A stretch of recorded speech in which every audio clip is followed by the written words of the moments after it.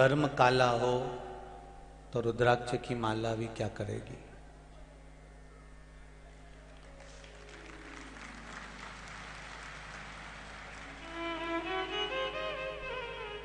रुद्राक्ष की माला भी असर जब दिखाती है जब आपका कर्म ठीक हो, और अगर कर्म काला होगा तो कितनी भी रुद्राक्ष की माला पहन लो कोई असर दिखाने वाली नहीं।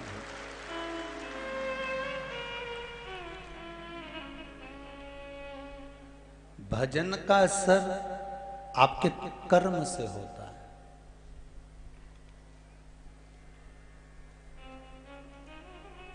क्यों किसी को अपशब्द कहना, क्यों किसी को ताना देना, क्यों किसी को गाली देना, क्यों किसी के लिए आड़ा टेढ़ा बोलना।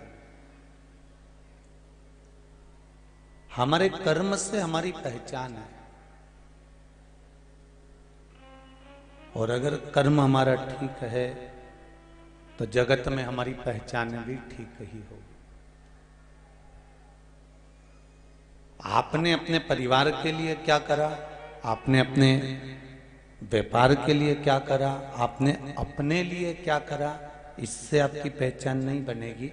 आपकी पहचान जो बनती है वो आप जनमानस के लिए क्या कर रहे।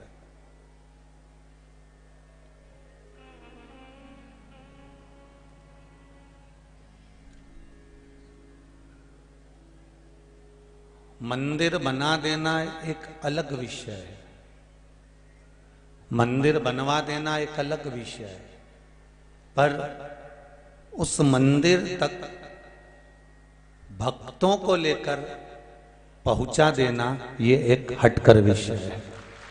शिव मंदिर में हो, राम मंदिर में हो, कृष्ण मंदिर में हो, भगवान के मंदिर में जब तक भक्त नहीं होता तब तक भगवान को भी आनंद की अनुभूति नहीं होती।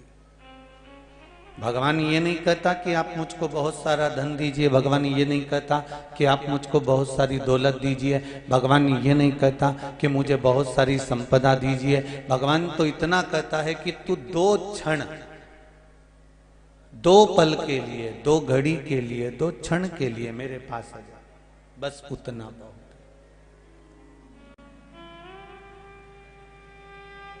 कुछ देर आप परमात्मा को दो तो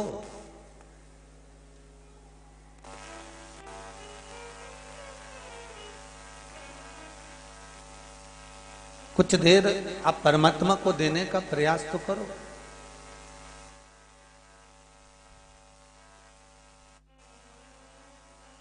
और जब कुछ क्षण, कुछ घड़ी, कुछ पल हम भगवान को देने का प्रयास,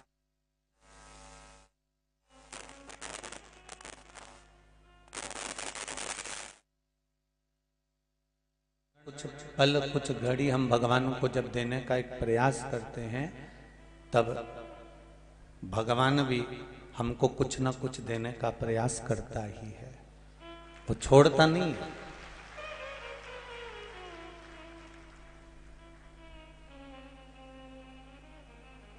आपकी डायरी कहीं पर भी घूम सकती है, कितना दूध का हिसाब हुआ, कितना गैस की टंकी का हिसाब हुआ, कितने किस सामान का हिसाब हुआ, आपकी डायरी कहीं खो सकती है, कहीं गुम सकती है।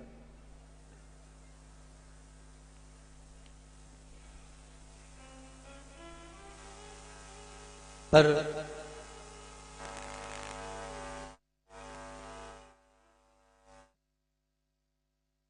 के पास जिस डायरी का होता है,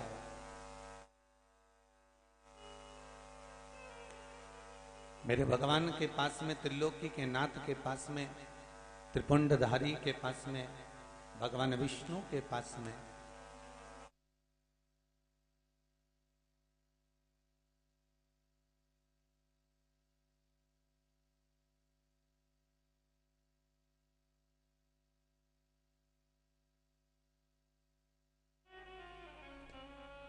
जिस डायरी में लिखा होता है वो डायरी कहीं खोती नहीं है। पुण्य की, पाप की, अच्छाई की, बुराई की, सब डायरी उसके पास में है।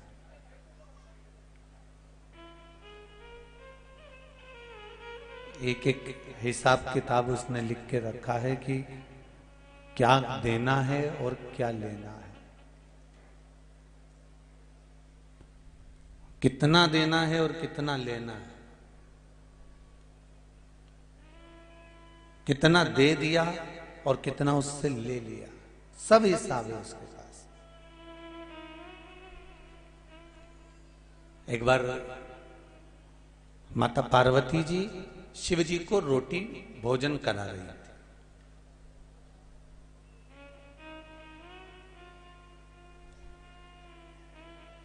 केवल आप अपने पति को भोजन कराओ ये अलग प्रसंग नहीं है, ये प्रसंग मेरे शंकर जी के प्रसंग से भी जुड़ा हुआ है कि एक अर्धांगिनी,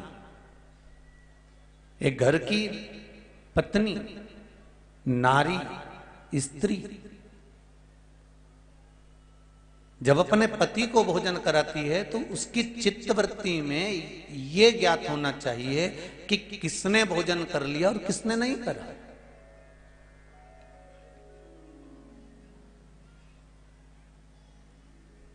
और मेरा विश्वास कहता है, इस व्यासपीठ से मेरा भरोसा और मेरा विश्वास कहता है कि मेरे भारत भूमि की जितनी माताएं हैं, मेरे भारत भूमि की जितनी बेटियां हैं, मेरे भारत भूमि की जितनी नारियां हैं, ये भोजन तभी करती हैं जब घर के लोग भोजन कर लेते हैं। ये मेरे भारत भूमि की माताओं पर मुझे गर्व है। और बिना पूछे ये भोजन करती भी नहीं। आपने कर लिया क्या? आपने किया कि नहीं करा? मां आप भोजन करी कि नहीं करी? चाची जी ने भोजन करा कि नहीं करा? काका जी भोजन करे कि नहीं करे? नानी ने भोजन करा कि नहीं करा? ये बालक ने भोजन करा? उसकी चित्तवृत्ति में ये रहता है, उसके मन में ये चलता है। और इसका प्रत्यक्ष उदाहरण ये शिव महापुराण की कथा है कि माता पार्वती जी शंकर जी को भोजन करा रही और इतने में शिव जी को भोजन कराते कराते आकड़िया की रोटी बनाई, काकड़िया की साग, और पर से माता पार्वती जी पावे भोलानाथ मन शिव रटोरे, छोड़ दो कपट मन शिव रटोरे। आकड़े की रोटी बना ली, काकड़िया की सब्जी बना ली, पार्वती मैया शिव जी को भोजन करा रही हैं। शंकर भगवान ने रोटी का पहला ग्रास तोड़ा है और ग्रास को तोड़कर मेरे भोलेनाथ जी ने मुख में लिया। रोटी का पहला ग्रास तोड़कर मेरे शंकर भगवान ने, मेरे ओगड़दानी ने, मेरे त्रिकालदर्शी ने, मेरे कैलाशी, मेरे अविनाशी ने अपने मुख में लिया। और दूसरा ग्रास मेरे भोलेनाथ जी जैसे ही मुख में रखने ही वाले थे, इतनी देर में शंकर जी ने वो ग्रास वापिस अपने पात्र में रख दिया। पार्वती जी ने पूछा क्या हुआ भोलेनाथ?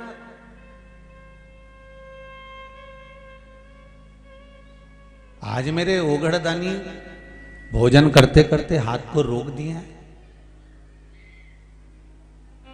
हुआ क्या है ये तो बताओ।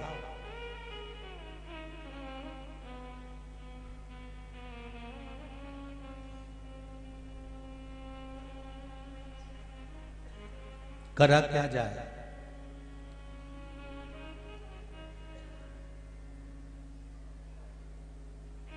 मेरा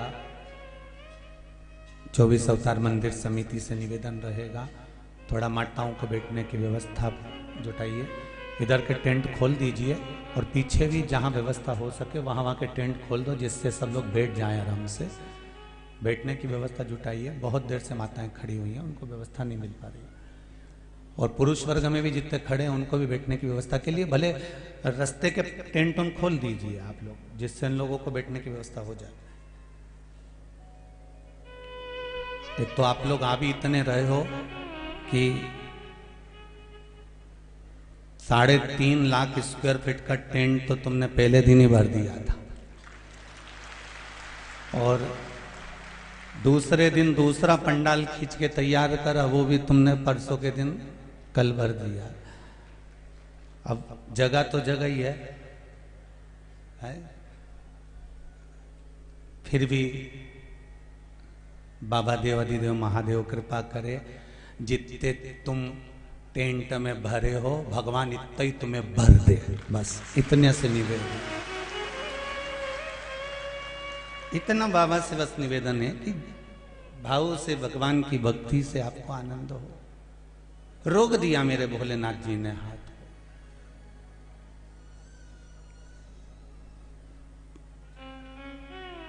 और मेरे शिव जी ने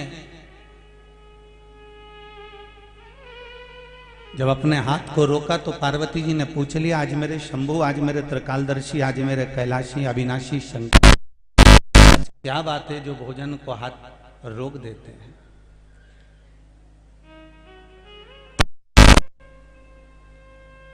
इन हाथ को क्यों रोकाया? शिवजी कहते हैं पार्वती 4 संत भूखे रह गए। 4 संत भूखे रह गए?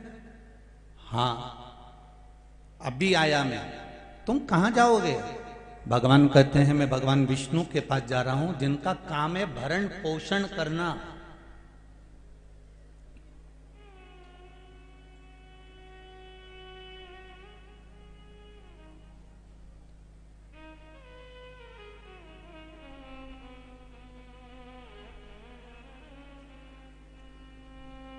जिनका एक ही काम है कि संपूर्ण ब्रह्मांड में, चाहे वो जलचर हो, चाहे वो थलचर हो, चाहे वो वायुचर हो, किसी रूप में अगर उसका जन्म हुआ है तो उसको पेट भरने की जवाबदारी भगवान विष्णु की है।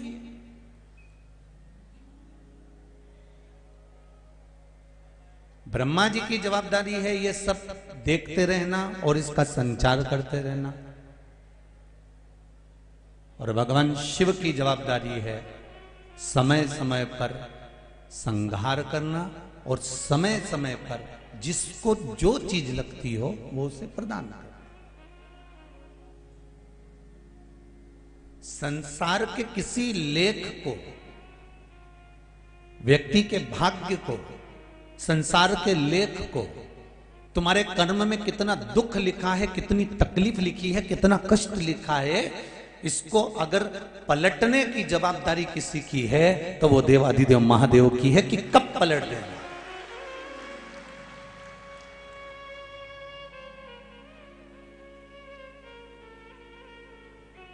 आपके भाग्य में कितना दुख लिखा है, कितनी तकलीफ लिखी है, कितना कष्ट लिखा है, कितनी बीमारी लिखी है, और उस बीमारी में, उस तकलीफ में, उस कष्ट में आप जब भगवान का भजन करते हो तो उससे दुख कटता है।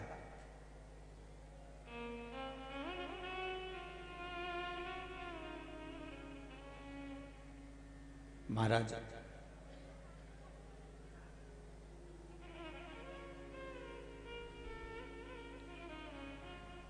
कौन अमीर है और कौन गरीब है, किसके पास में कितना धन है और किसके पास में कितना मन है, ये शिव को मालूम है। धन से अगर परमात्मा मिलता होता तो नामदेव, सूरदास जी, तुलसीदास जी इनको नहीं मिलता। बोलो मिलता क्या? आंखों वालों को अगर भगवान मिलता होता तो सूरदास जी को कभी नहीं मिलता। बहुत ज्यादा सुनाई देता है तो भगवान मिल जाएगा, तो ऐसा भी नहीं होता। पांव अच्छे हैं तो भगवान मिल जाएगा, ऐसा नहीं होता। हाथ अच्छे हैं तो भगवान मिल जाएगा, ऐसा नहीं होता। शिव महापुराण की कथा कहती है इन शरीर की, इन इंद्रियों से कोई फर्क नहीं पड़ता। शरीर की एक इंद्री प्रबल होना चाहिए, वो है हमारा मन, जो परमात्मा का होना चाहिए। अगर मन आपका भगवान का है, मन चित्त वृत्ति आपकी परमात्मा की ओर है, तो फिर आपको नहीं सोचो। सबसे ज्यादा चंचल है ही तो मन तो चंचल है। ये मन बड़ा चंचल है, कैसे तेरा भजन करूं, जितना इसे समझाऊं उतना ही मचलता है।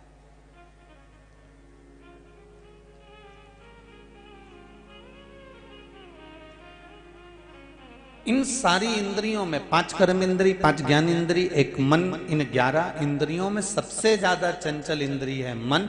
अगर ये मन, हमें भगवान को नयन देना है कि नहीं देना, हमें श्रवण देना है कि नहीं देना, हमें हस्त देना है कि नहीं देना, हमें चरण देना है कि नहीं देना, हमें अपने वाणी देना है कि नहीं देना, उससे फर्क नहीं पड़ता। कोई गूंगा होगा तो क्या भगवान उसको नहीं मिलेगा? कोई आंख से अंधा होगा तो क्या भगवान उसको नहीं मिलेगा? कोई बहरा होगा तो क्या भगवान उसको नहीं मिलेगा?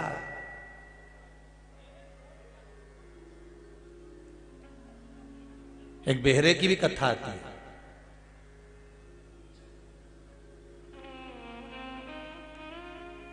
एक गांव में एक बुजुर्ग व्यक्ति रहता था जिसको कान से सुनाई नहीं देता था। कथा में सबसे आगे जाके बैठता था। ये देखिए मेरा हिंदू धर्म, ये देखिए मेरा सनातन धर्म। किसको कहते हैं सनातनी, उसको समझने की ये शिव महापुराण की कथा है। बहरा है। पंडित जी को नहीं मालूम कि कथा सुनने जो बैठे हैं उसमें बहरा भी बैठा हुआ है। पंडित जी को नहीं मालूम कि कथा सुनने बैठे हैं तो उसमें कोई जिसको सुनाई नहीं देता वो भी बैठा हुआ है। बहरा, उसको कुछ भी नहीं सुनाई देता, पर कथा में सबसे आगे जाकर बैठता था। एक दिन गांव के लोगों ने हंसी उड़ा दी पंडित जी की। अब लोगों की तो आदत पड़ी है, पंडित जी की हंसी उड़ाकर कहा, ओ महाराज तुम प्रवचन दे रहे हो, सबको समझ में आ रहा है, पर सबसे आगे जो बैठा है ना ये तो बहरा है, इसको सुनाई नहीं देता। महाराज जी ने उस बहरे को बुलवाया जो कान से सुन नहीं पाता था। महाराज जी ने हाथ जोड़कर पूछा, बाबूजी, दादाजी, पिताजी, एक बात पूछूं आपसे? अब उसको सुनाई नहीं दे रहा है। उसने कहा, एक बात पूछूं आपसे? सुन नहीं पा रहा। वो कहता मुझे सुनाई नहीं देता।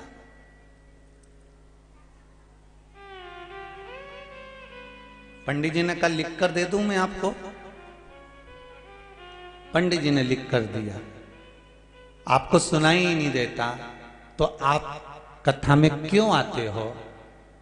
उस दादा ने, क्योंकि जिसको सुनाई नहीं देता ना वो धीमा नहीं बोलता, वो जरा तेज बोलता है। उसको लगता मेरे को सुनाई नहीं दे रही है तो इनको भी नहीं दे रही। जिसको सुनाई नहीं देता ना वो तेज बोलता है, क्योंकि उसको लगता है कि मुझे नहीं सुनाई दे रहा तो इसको भी नहीं सुनाई दे रहा। तो उस बाबा जी ने, उन महाराज ने, उस व्यक्ति ने, उस बाबूजी ने, उस पिताजी ने चिल्ला कर कहा। पंडित जी ने पूछा, जब आपको सुनाई नहीं देता तो कथा में क्यों आते हो? उसने चिल्ला कर कहा, मैं कथा सुनने के लिए, मेरे लिए नहीं आता, मेरे कथा सुनने के लिए मेरे परिवार वालों के लिए आता हूं। मैं बहरा हूं, वो मुझे छोड़ने आते हैं, वापस लेने आते हैं। भले कथा में नहीं बैठते पर दरवाजे पर धोख तो लगाकर चले जाते हैं। इसको सनातन हिंदू धर्म कहते हैं।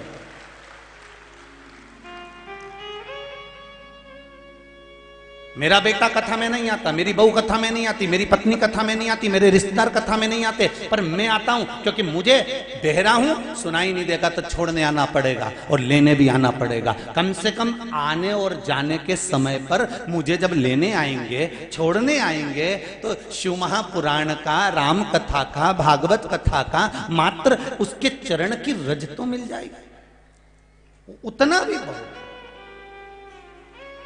सनातन हिंदू धर्म की ये गाथा है। सनातन हिंदू धर्म का ये प्ररूप है। सनातन हिंदू धर्म की ये एक आनंदता है।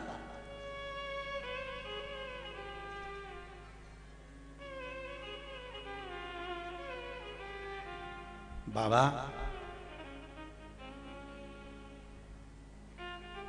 इंद्रियों से भगवान नहीं मिला है। भगवान मिला है निर्मल मन सो मोहि पावा मोहि छल छिद्र कपट ना बाबा। इंद्रियों से परमात्मा कभी नहीं मिला साहब। किसी के नयन बड़े सुंदर हैं तो वो सोचे कि मेरे को भगवान मिल जाएगा, किसी का श्रवण बड़ा सुंदर है तो वो सोचे भगवान मुझे मिल जाएगा, किसी की वाणी बड़ी सुंदर है तो कहे भगवान मुझे मिल जाएगा, किसी का शरीर बड़ा सुंदर है तो वो सोचे कि भगवान मुझे मिल जाएगा। भगवान इंद्रियों से या शरीर से प्रकट नहीं होता, भगवान तो केवल तुम्हारा मन देखता है। तो कितने निर्मल भाव से, कितने निर्मल स्वभाव से, कितनी निर्मल चित्त वृत्ति से तू मेरा भजन कर रहा है, भगवान आपके निर्मल मन सो मोही पावा, भगवान आपके भाव से प्रकट होगा। चित्त वृत्ति चाहिए। बाबा 4 संत भूखे रह गए और 4 संत भूखे रह गए। मेरे शंभू कहते हैं कि मैं अब भी आता हूं भगवान विष्णु से पूछकर कि भगवान नारायण ने आज किसी का पेट क्यों नहीं भरा। भगवान विष्णु के पास जैसे ही दौड़ कर गए, इतने में भगवान विष्णु तो तुरंत भोजन करा आ रहे थे। शंकर भगवान ने पूछा, नारायण आज 4 संत क्या भूखे रह गए? नारायण कहने लगे, नहीं नहीं नहीं, मैंने उनका पेट भर दिया है। जिस समय तुम्हारे मुख में पहला गासा गया था उस समय पर मैंने पेट भर दिया था।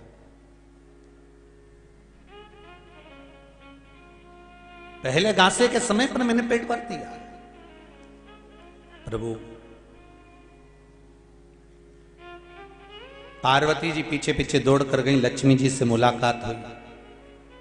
लक्ष्मी और पार्वती में दोनों में बात हुई कि हमारे पति एक ऐसे हैं जो संपूर्ण ब्रह्मांड का पेट भरने के बाद में भोजन ग्रहण करते हैं, क्यों ना एक बार इनकी परीक्षा ली जाए, क्या करा जाए। लक्ष्मी जी ने कहा, एक काम करते हैं, 4 चींटियों को एक डब्बी में बंद कर देते।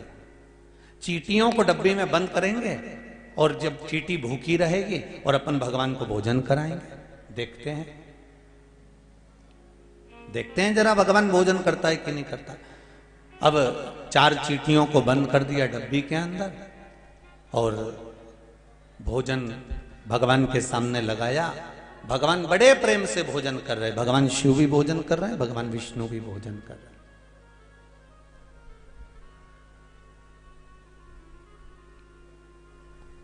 लक्ष्मी जी ने नारायण भगवान से कहा और पार्वती जी ने शिव जी से कहा, प्रभु धन्य आप, 4 मृत्यु लोक के जीव भूखे पड़े हैं और आपने भोजन कर लिया। इतने में शंकर भगवान बोलते हैं, कौन कहता है कि मृत्यु लोक में कोई भूखा है। हम भोजन जब ग्रहण करते हैं तब सबका पेट भर जाता है, तब अन्न हमारे मुख में जाता है। प्रभु आपको नहीं मालूम, एक डब्बी में हमने 4 चींटियों को बंद कर दिया था। भगवान विष्णु बोले, पहले वो डब्बी खोलो और डब्बी में चींटियों को देखो कि भोजन करा कि नहीं करा। जो डब्बी खोली उसमें एक चावल का दाना पड़ा था। उस चावल के दानों को 4 चींटियां बड़े प्रेम से खा रही थी, बड़े प्रेम से खा रही थी।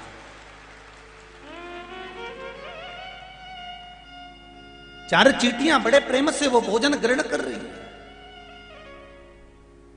पार्वती जी ने लक्ष्मी जी से कहा, इसमें चावल का दाना कहां से आ गया। लक्ष्मी जी ने पार्वती से कहा, मुझे समझ में नहीं आ रहा कि चावल का दाना आया कहां से। इतने में देवाधिदेव महादेव ने कहा, सुनो पार्वती, मृत्यु लोक का मनुष्य जब मेरे शिवलिंग के ऊपर एक चावल का दाना समर्पित करता है तो चावल का दाना इन जीवों के हिस्से में तुरंत चला जाता है, तुरंत चले जाता है।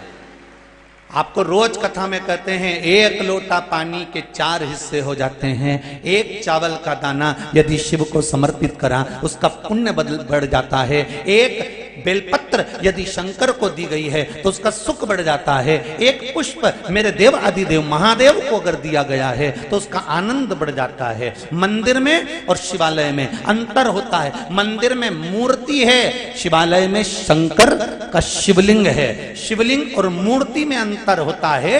मूर्ति एक जगह पर स्थिर हो सकती है, पर शिवलिंग वो होता है जहां पर 33 कोटि देवताओं का एक साथ निवास होता है। वहां कोई दूसरा देव नहीं, 33 कोटि देवताओं को एक जगह पर अगर पूजना है, 33 कोटि देवताओं को एक जगह पर जल चढ़ाना है, 33 कोटि देवताओं को एक जगह पर भोग लगाना है, 33 कोटि देवताओं को एक ही फूल से काम चलाना है, 33 कोटि देवताओं को एक बेलपत्र चढ़ाना है, तो शिवलिंग के मंदिर में चले जाओ, शिवालय में चले जाओ, एक लोटा पानी चढ़ाओगे 33 कोटि देवताओं में चले जाएगा। एक फूल चढ़ाओगे 33 कोटि देवताओं में चले जाएगा, एक चावल का दाना चढ़ाओगे 33 कोटि देवताओं में चला जाएगा। वहां बट जाता है, वहां रखते नहीं है भोले ने। शंकर ने अपने पास रखा ही क्या है?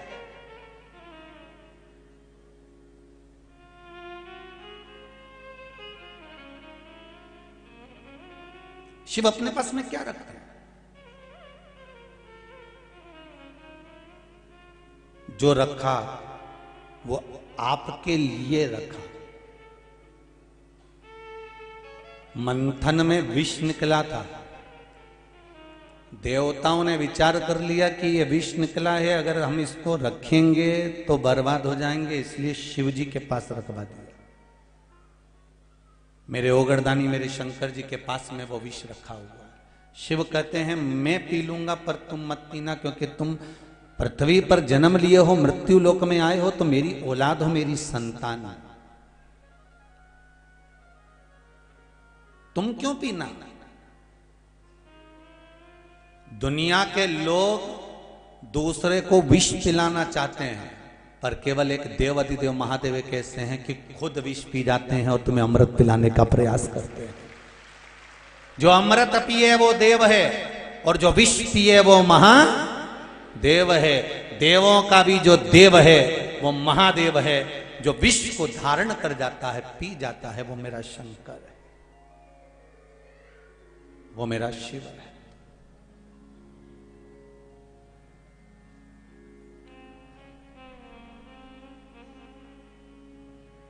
हम दूसरे को हमेशा विष ही देते हैं,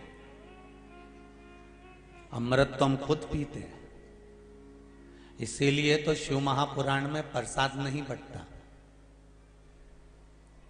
शिव महापुराण की कथा होती है, इसमें प्रसाद की कहीं महत्वता नहीं कि प्रसाद बांटो। यहां तो बेलपत्री बांटने का नियम है, पर प्रसाद का महत्व नहीं, क्योंकि आदत होती है लोगों की।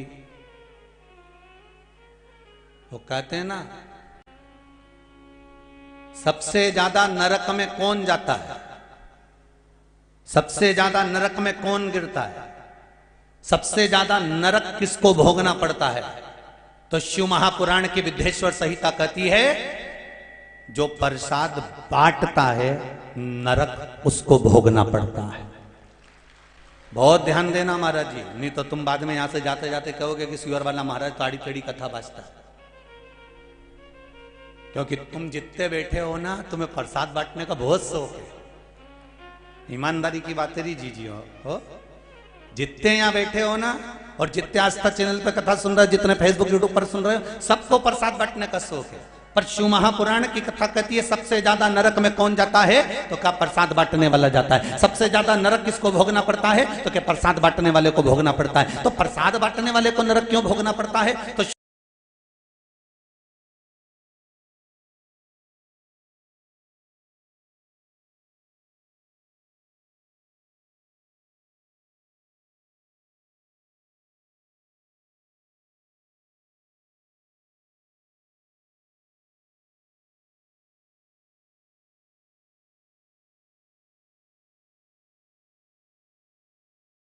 कोई जीत गया, कोई ना आनंद कर लिया तो वहां बंटता नहीं। प्रसाद धर्म की जगह पर बटेगा, प्रसाद सत्य की जगह पर बटेगा, प्रसाद मंदिरों में बटेगा, प्रसाद देवालयों में बटेगा, प्रसाद कथा स्थल पर बटेगा, प्रसाद अच्छी जगह पर बटेगा, जहां पर धर्म जुड़ा होगा, भगवान जुड़ा होगा, ऐसी जगह पर प्रसाद बटता है। तो प्रसाद बांटने वाले ने क्या गलती करी जिसको नरक भोगना पड़ेगा? तो शिव महापुराण में वेद व्यास जी लिखते हैं, प्रसाद बांटने वाला जब प्रसाद बांटने खड़ा होता है, अपना वाला आया तो हाथ ऐसा हो जाता है, और पराया आया तो हाथ ऐसा हो जाता है।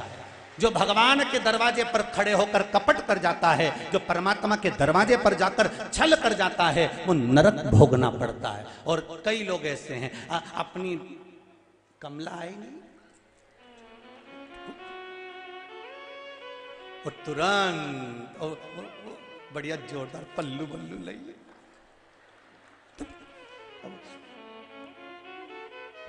शिव महापुराण की कथा तो यहां तक कहती है, तुम्हारी पत्नी भी अगर तुम्हारे सामने खड़ी हो, तुम्हारे सामने अगर खड़ी हो, तो राजा हरिश्चंद्र जैसा निर्णय करना कि राजा हरिश्चंद्र का बेटा मृत्यु हो गई, शमशान में लाश लेकर आई थी धर्मपत्नी, और राजा हरिश्चंद्र कहते हैं कर तो देना पड़ेगा रानी, कर दोगे तो अंतिम संस्कार करने दूंगा। रानी कहती है तुम्हारा पुत्र है, राजा कहता है पुत्र था घर में, पर अभी तो मैं जिस स्थान पर बैठा हूं, मुझे जो कार्य सौंपा गया है वो मुझे करना पड़ेगा, इसलिए इसको जलाने के लिए, अंतिम संस्कार करने के लिए तुम्हें कर देना पड़ेगा। 2 सवा गज का कपड़ा और खिचड़ी। राजा हरिश्चंद्र जैसा निर्णय चाहिए आपका। जिस समय प्रसाद बांटने खड़े हो, खुद की पत्नी खड़ी हो, खुद का बेटा खड़ा हो, खुद का परिवार वाला खड़ा हो, वो कितनी भी आंख दिखाए तो भी कह देना जगदम्बा तेरे पांव पड़ू, बाद में लियाऊंगा, तू जा। तेरे हाथ जोड़ू, मैं बाद में लियाऊंगा, तू अभी जा। मैं अभी नहीं दे सकता, क्योंकि जिस जगह पे मैं खड़ा हूं ये धर्म की जाजम है, ये धर्म की जगह है, ये धर्म का स्थान है, ये मंदिर, ये देवालय, ये पुण्य का स्थान है। यहां मैं अगर छल करूंगा, कपट करूंगा, बेईमानी करूंगा तो कहां जाऊंगा? नरक मुझे भोगना पड़ेगा। और फिर निवेदन करूंगा, दुकान पर बैठकर जो कमाया वो पत्नी और बच्चों के लिए कमाया, सर्विस में जो कमाया पत्नी और बच्चों के लिए कमाया, नौकरी में जो कमाया पत्नी और बच्चों के लिए कमाया। और ये शिव महापुराण में बैठकर 3 घंटे तुम भगवान का भजन कर रहे हो, कथा सुन रहे हो, ये पत्नी और बच्चों के लिए नहीं, ये अपने लिए कमाया है, वहां काम आए। ये कोई दूसरी जगह काम आने वाला नहीं है। तुरंत जैसे ही व्यक्ति मरता है और मरते ही बीमे की फाइल तैयार मिलती है, बीमे की फाइल तैयार। एक बीमा वो है जो तुम रोज भरते हो, और एक बीमा ये है जो रोज भर रहे हो ना, 500 रुपये, 1000 रुपये, 2000, 5000, 10,000 जमा करते हो, तुम्हारे मरने के बाद किसको मिलता है? जम के बोलो जरा। बीमा तुमने जमा करा, पैसे तुम जमा करे, कमा कमा के तुम मर गए, और तुम्हारे निपटते से ही बीमा मिल रहा पत्नी को, बीमा मिल रहा बेटा को, पत्नी मरी तो उसका बीमा मिल रहा पति को, तुम जोड़ जोड़ के मर गए और बीमा दूसरे को मिलता है। शिव महापुराण का वो बीमा है जो तुम कथा श्रवण कर रहे हो, भजन कर रहे हो, श्री शिवाय नमस्तुभ्यम कह रहे हो, जो शंकर को 1 लोटा पानी चढ़ा रहे हो, शिव का स्मरण कर रहे हो, पशुपति व्रत कर रहे हो, ये वो बीमा है जो तुम खुद के लिए कर रहे हो। इसका रकम तुम्हारे मरने के बाद पत्नी और बच्चों को नहीं मिलेगी, जैसे ही प्राण छूटेंगे यमराज फाइल लेकर तैयार मिलेगा और वैकुंठ का रास्ता खोल देगा। ये वो बीमा है, और ये साधारण बीमा नहीं है महाराज।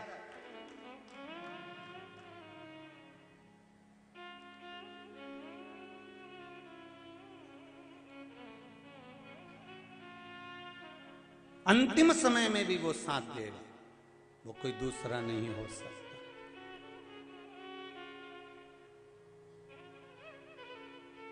मैंने तेरे ही भरोसे बाबा, तेरे ही भरोसे हवा बिच उड़ती जावांगी, बाबा डोर हथो छड़ी ना में कटी जावांगी, भोले मैं तेरी पतंग, शंभो मैं तेरी पतंग, हवा बिच उड़ती जावांगी, बाबा डोर हथो छड़ी ना में कटी जावांगी। उसने दिया है।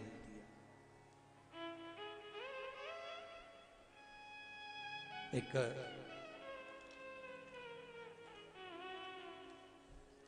ज्यादा पत्र तो हमने पढ़े नहीं है, थोड़े ही पढ़े हैं।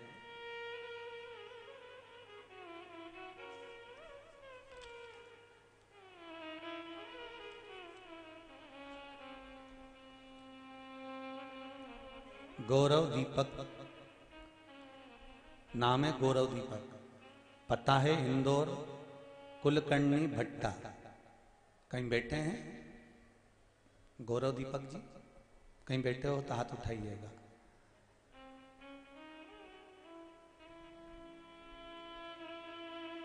गौरव दीपक जी हाथ उठाइए, कहीं बैठे हो तो। आप ही हैं बेटा? गुरुदेव, पशुपति व्रत करने का फायदा।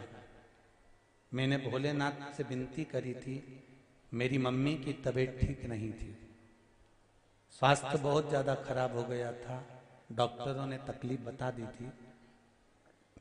पशुपति व्रत करना प्रारंभ करा और बाबा की ऐसी कृपा हुई कि हमारी माता जी अब ठीक हो गई हैं।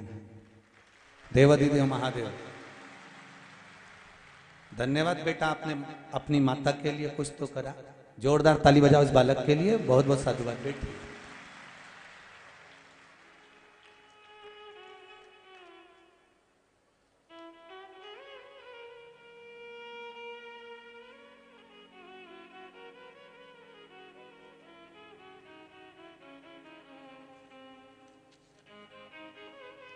Gayatri Birla, Pitampura Indus town colony से आई हैं। कहीं बैठी हो तो हाथ हिलाइए, हाथ उठाइएगा।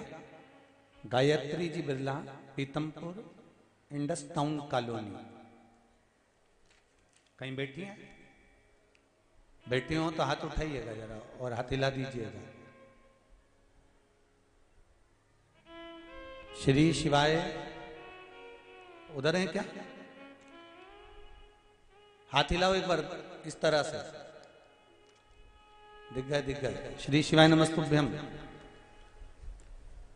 ये दूसरे नंबर के बेल्ट में है बेटा, शिव पुरुषों के बाद में आखिरी का बेल्ट। 3 ब्लॉक पूरे होने के बाद चौथे ब्लॉक पर पत्र में लिखा है, गुरुदेव, पशुपतिनाथ व्रत का करने से लाभ क्या हुआ है उसका मैं वर्णन करना चाहती हूं। मेरे गर्दन की 2 नस जो 20 साल से चिपकी हुई थी, बाबा देवाधिदेव महादेव की कृपा से शिव शंकर ने ऐसी करुणा कर दी कि मेरी दोनों नस ठीक हो गई हैं और बाबा ने मेरी गर्दन ठीक कर दी है। एक वर्णन और करना चाहती हूं गुरुदेव, मेरी बीपी की गोली बंद करा दी मेरे देवाधिदेव महादेव ने, और घुटनों का जो दर्द था वो अब बिल्कुल बंद हो गया है। मेरे हाथों में इतनी बीमारी थी गुरुदेव, मेरे हाथों में जगह जगह पर गठान हो गई थी। डॉक्टर ने ऑपरेशन का बोल दिया था, पर बाबा ने ऐसी कृपा करी कि गुरुदेव शिव महापुराण के उपाय करे और बिना ऑपरेशन के सारी गठाने गल चुकी हैं। अब मैं पूर्ण तरह से ठीक हो चुकी हूं। ये पत्र बहन लिख रही। कई लोगों का मन था कि गुरुजी आस्था चैनल पे भी आप जो पत्र पढ़ते हो वो दिखे, इसलिए आस्था चैनल वालों के लिए एक जोरदार ताली बजाओ कि पूरे पत्र वो आस्था पर पढ़ा रहे हैं। जितने भी पत्र यहाँ आते हैं वो आस्था चैनल पर भी पढ़ाए जाते हैं, जिससे बाहर बैठे हुए भक्त भी इस पत्र को पढ़ सकें कि कहीं सीवर वाला महाराज कहीं बना बना के तो नहीं बोली दिया है। तो ये पत्र है, आपका विश्वास। बैठो बहन, बैठ जाओ। श्री शिवाय नमस्ते बहन, बैठ। आप शिव को अगर रिझा रहे हो, आप शंकर को अगर एक लोटा पानी भी चढ़ा रहे हो, आप शंकर का गुणगान भी कर रहे हो, खाली नहीं जाना है।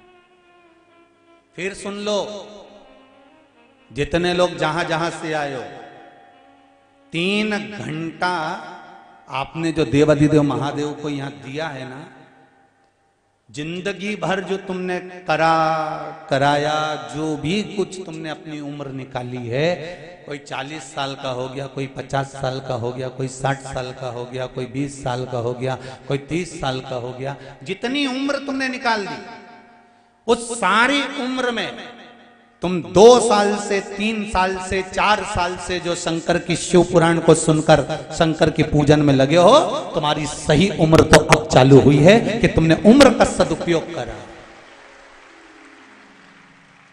अपनी उम्र का सदुपयोग करना अब प्रारंभ करा।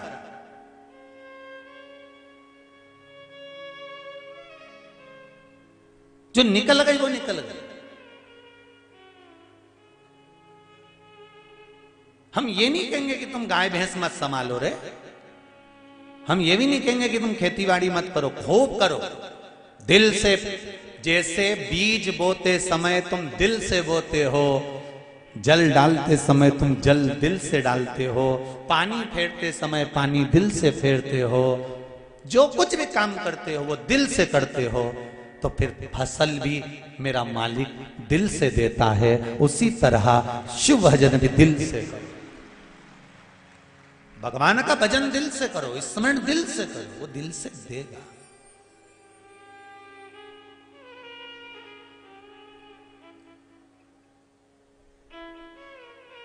शंभो शरणे पड़ी मांगू घड़ी रे घड़ी, दुख काटो दया करी ने दर्शन आपो। अब हृदय चित्त से शिव को रिझाओ। एक चावल का दाना पार्वती जब कोई शिवलिंग पर समर्पित करता है, शिव जी कहते हैं उस चावल के दाने को मैं जीवों के उद्धार के लिए दे देता हूं, जीवों के उद्धार के लिए। सुनो पार्वती, डब्बी में चावल का दाना कैसे आया? जब तुमने मुझे प्रणाम करा, तुम्हारे मस्तक पर चावल का दाना लग गया, डब्बी बंद करते समय वो चावल का दाना उसमें गिर गया और इन चींटियों को प्राप्त हो गया। क्या चिंता करना?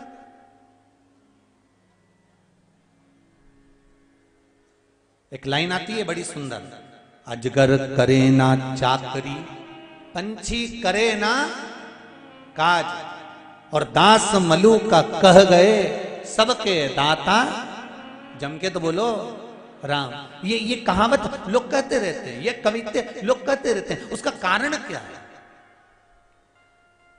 जिसको दास मलूक कहा गया वो केवल दास नहीं था, वो उसका नाम मलूक था। दो मित्र थे, एक मलूक और एक उसका मित्र। जो मित्र था वो मंदिर जाया करता था, भगवान का भजन करने जाता था, भगवान की पूजन करने जाता था, शिव मंदिर में रोज जल चढ़ाने जाता था, शंकर की आराधना करने जाता था, भगवान राम के मंदिर पहुंच जाता था। कई गांव में, हमारे भी गांव में, यहाँ देपालपुर में भी कई ऐसे होंगे, बेटमा में भी ऐसे होंगे, कई गांवों में लोग ऐसे होते हैं, हमारे सीहोर में भी कई लोग ऐसे हैं जिनका काम है रोज 5-10 मंदिर के अगर दर्शन निकल ले तब तक उनका पेट नहीं भरा। तो अपने गांव में भी ऐसा होगा, 2-4 मंदिर तो जाता ही होगा। पर गुरु महाराज ने तो सारा झंझट ही मिटाई दिया, एक ही जगह पे सारा देवताओं के लाके धर दिया कि तुम्हें कहीं जाने की जरूरत नहीं है, एक ही जगह पर प्रणाम कर लो। 24 अवतार मंदिर में, यहाँ 11 रुद्र मंदिर में, जहां एक ही जगह पर। गुरु महाराज ने तुम्हारी अच्छी सोची कि कहीं नहीं भटकना अपना। मलुक का एक मित्र मंदिर जाता था तो मलुक उसको रोकता था, क्यों मंदिर जाता है? काम करा कर, कर्म करा कर, काम नहीं करेगा तो क्या भगवान खाने को दे देगा? ऐसे ज्ञान देने वाले ढेर सारे पड़े हैं साहब, ढेर सारे। रोज मिलेंगे तुमको क्या होता है पशुपति व्रत करने से। क्यों सीहोर वाला महाराज के चक्कर में पड़ी हो? वो तो पगला है, उमें तो अक्ल ही नहीं है, उके कई कथा वाचना है।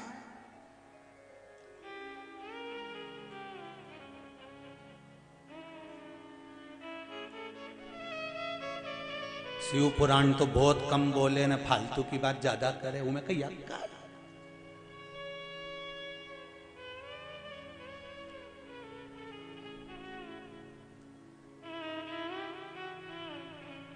फालतू की बात के चक्कर में गीता प्रेस गोरखपुर से सारी पुराणों तो जाए कि नहीं जाए, पर शिव पुराण इतनी बिक रही है, इतनी बिक रही है कि गीता प्रेस गोरखपुर वाले भी कह रहे हैं कि क्या शिव पुराण जा रही है फालतू की बात के चक्कर में।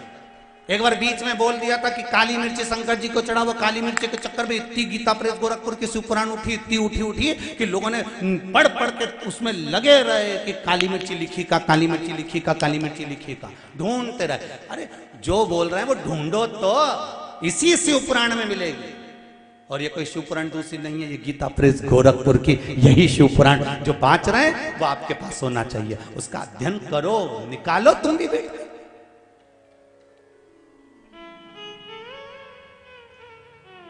क्यों जाता है मंदिर में? क्यों शंकर जी को पानी चढ़ाता है? कई लोग अकल देंगे तुमको। क्या होता है शंकर जी पे दूध चढ़ाने से? क्या होगा एक लोटा पानी चढ़ाने से? क्या होगा? तो जो ऐसी अक्ल देनी उके बिठाओ, अंदर से एक बाल्टी पानी लाओ। समझ गए क्या? तुम देपालपुर वाले समझदार तो गढ़ा हो रहे हो, बहुत जोरदार समझो। इस मामले में भी तो तुम चतुर हो। बस कहीं नहीं करना है, उसको बिठा के बाल्टी सिर पे लेके उसकी एक फेरी लगाना और बाल्टी को उल्टा फेंक देना।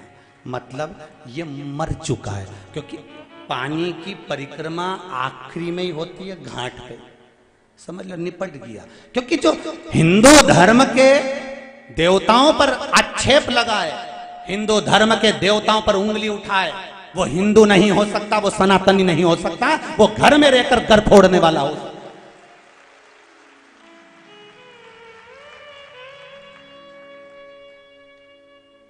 एक फिल्म बनी है द कश्मीर फाइल, पूरी फिल्म को अच्छे से देख लेना। दूसरों से नुकसान नहीं हुआ, ये फिल्म बता रही है कश्मीर की कि हमारे अपनों ने हमें डुबो दिया। ये कश्मीर फिल्म बता रही है। दूसरों की सामर्थ्यता नहीं हो सकती तुम पर उंगली उठाने की। कोई हमारा ही अपना घर फोड़ने वाला होगा जो मिल जाता है और पूरे घर में आग लगवा देता है। ऐसे बहुत मिलेंगे। शंकर जी पे दूध चढ़ाने से क्या होता है? शंकर जी पे पानी चढ़ाने से क्या होता है? काली मिर्ची क्यों चढ़ाना चाहिए? अपने को टांग खींचने के लिए आएंगे। इन्हीं को पहचानना, इन भेरुओं को, इन्हीं भेरुओं को पहचानना और फिर इन पे जोरदार सिंदूर मंगवा के चोला चढ़ाना है। दूसरी जगह नहीं, इनको पहचान। अरे हिंदू है तो हिंदुओं की शान मत जाने दे, राम लल्ला पे तू आंच मत। क्यों बिगड़े भाई? सनातनी धर्म में रह रहे हो, सनातन धर्म का पानी पी रहे हो, क्यों भटकना? क्यों भटकते? क्या होगा पानी चढ़ाने से? वो तो मलुक कर रहे हैं। मलुक दास बाद में बने। पहले अपने मित्र से कहते हैं शंकर जी के मंदिर क्यों जाता है, राम मंदिर क्यों जाता है, शिव मंदिर क्यों जाता है, भगवान के मंदिर क्यों जाता है? इतने में मित्र ने कहा मैं तो मंदिर जाऊंगा। अरे काम करो, मंदिर जाने से कुछ नहीं होगा, पानी चढ़ाने से कुछ नहीं होगा। तो मलुक कह रहे थे और मित्र कहता है मैं काम भी करता हूं। मैं ये नहीं कहता कि मैं काम नहीं करता, कर्म प्रधान है।